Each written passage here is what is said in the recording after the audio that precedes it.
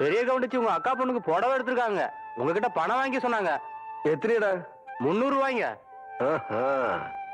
சேலை கட்டவனுக்கு பெரிய மனுஷன் ஆயிட்டாளா?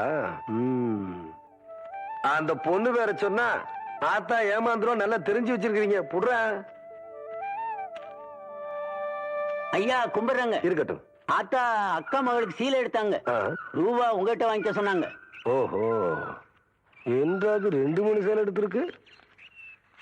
எத்தனை? 200 ரூபாங்க. இந்த வாரங்க. நல்லது. ஐயா வணக்கங்க. இருக்கட்டும். ஆத்தா பேத்திக்கு சேலை எடுத்திருக்காங்க. உங்ககிட்ட போய் பணம் வாங்கிக்க சொன்னாங்க. எத்தனை? 400 ரூபாய்ங்க. என்றது நிச்சயார்த்தம் முடிஞ்சு கல்யாணமே நடந்துரும் போல இருக்கு. ஆத்தா அவளை சேலை எடுத்துக்கிட்டு இருக்கு. இந்த ஐயா கும்பிடானுங்க. இருக்கட்டும். ஆத்தா சீல் எடுத்துச்சா? ஆமாங்க. பேத்திக்கு எடுத்துச்சா? ஆமாங்க. பணத்தை எங்கிட்ட வாங்கி சொல்லிச்சா? ஆமாங்க. எத்தனை? 300 ரூபாய்ங்க.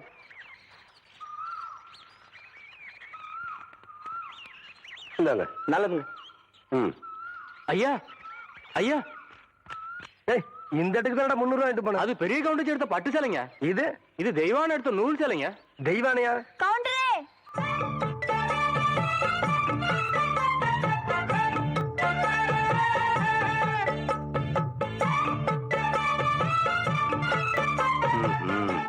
என்ன அப்படி பாக்குறீங்க? கவுண்டர் வேற சொன்னா கைலாசி வேலைக்கு வாங்கி போடலாம்னு சொன்னாங்க. அது நெசமா இல்லையான்னு பாக்குறதுக்கு தான் இந்த சேலை எடுத்தேன். கண்ட பொண்ணுக்கு சேலை எடுத்துக்காளுங்க. காசு கொடுக்க இந்த கவுண்டர் தான் கிடைச்சானா? போடடே போ. கவுண்டரே, திரௌபதிக்கு கிருஷ்ணர் சேலை கொடுத்த மாதிரி அவ்வளவு நீட்சி எடுத்துட்டேன். ஏதோ 8 முழத்துல ஒரு சேலை எடுத்துட்டேன். பேசாம காசு கொடுத்து போட்டு போவியா? நீ மட்டும் மரியாதையா அந்த சேலை காசு கொடுக்கல, போறது 1.5 மானம் இல்ல 1.5 மானம். யோ துணிக்காரே, இந்த இவன் சேலை கையோட அவுத்து கொடுத்துறேன்.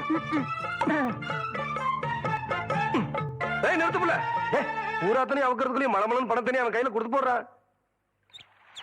ஏய், பத்திரமா பாத்து வைங்கடா. வெடி மருந்து பாத்து வைங்க. ஐயா வணக்கங்க.